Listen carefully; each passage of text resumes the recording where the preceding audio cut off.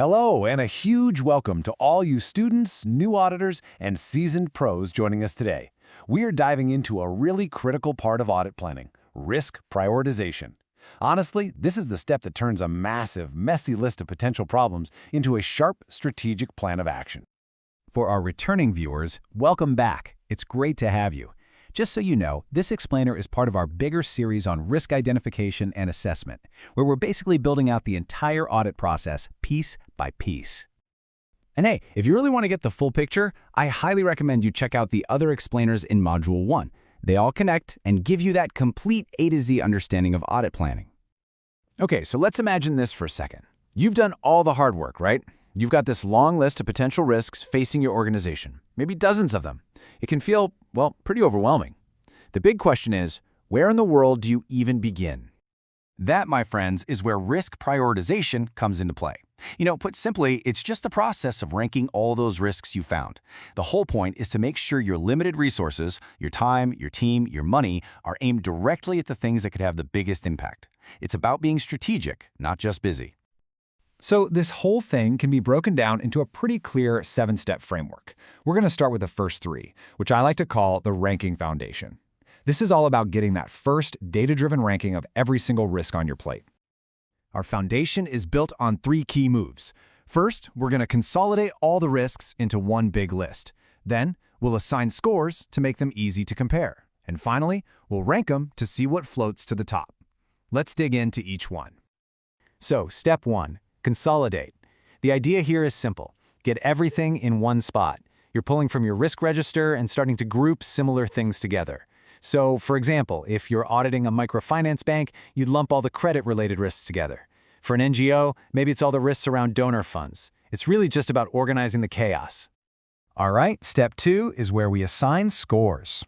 Look, to compare different kinds of risks, apples and oranges, we need a common language. And that language is numbers. We use a simple model, like the one you see here, rating both the likelihood and the impact on a scale of 1 to 5. So a risk that's almost certain to happen gets a 5, and if it would have a severe impact, that's another 5. You multiply them together, and you get a score of 25. This super simple math immediately starts to separate what's critical from what's just noise. And that leads us right into step 3, ranking. Once every risk has a number attached to it, we can just sort the list from highest to lowest. And just like that, the chaos starts to make sense.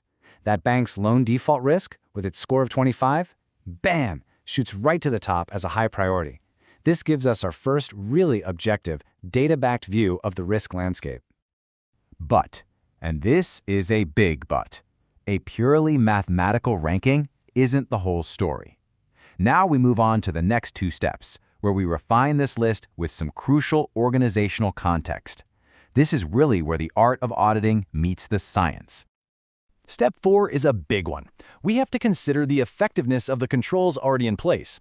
A risk might score high on paper, but if there are really strong internal controls around it, that can seriously reduce its priority for an audit.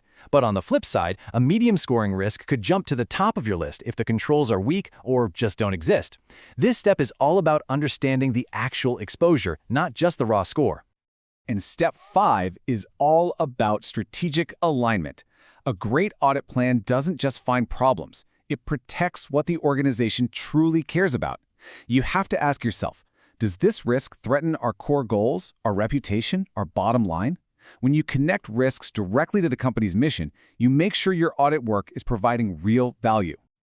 Okay, so we've consolidated, we've scored, we've ranked, and we've refined. Now for the final 2 steps. This is where we turn our prioritized list into an actual, actionable, board-approved audit plan. Step 6 is selection, and this is where you make the tough decisions. Based on that final, refined priority list, you decide what gets your full attention. High priority risks? Those are non-negotiable. They go straight into the annual plan. Medium risks? Maybe you schedule those for a mid-year audit. And the low priority ones? We don't forget them, but we might just monitor them for now. This is strategic resource allocation in a nutshell. And finally, step 7, communicate and get that approval. You present your risk-based plan to senior management and the audit committee, and you're not just showing them a list, you're telling the story of why these areas are the most important. This is way more than a rubber stamp. It's about getting everyone on the same page and confirming your plan is aligned with the top. Phew! Okay, that was a quick trip through all 7 steps. let's do a quick summary of the whole process and really lock in the key takeaways. So here it is, the whole process in one shot. Just look at the logical flow, right? We start really broad by gathering all the risks, and then with each step, scoring, ranking, adjusting, we narrow our focus down. Each step has a clear purpose and produces something tangible, taking you from this huge universe of risks down to a sharp, focused, and approved audit plan. You can literally take this framework and apply it tomorrow. So, what are the most important things to remember? First, this whole process guarantees you're focusing on the stuff that actually matters. Second, it's a balancing act. You're weighing risk against controls and against the company's strategy. And third, what you end up with is an audit plan that's not only focused and efficient, but also, and this is so important, defensible. You can stand behind every decision you made.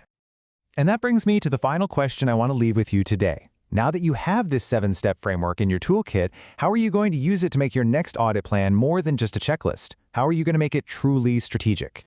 Hey, thank you so much for joining me today. If you got some real value out of this explainer and you want more expert audit guidance, please do me a favor and hit that like button and subscribe to the Audit Guidebook channel. We've got a lot more great stuff coming your way. We'll see you in the next one.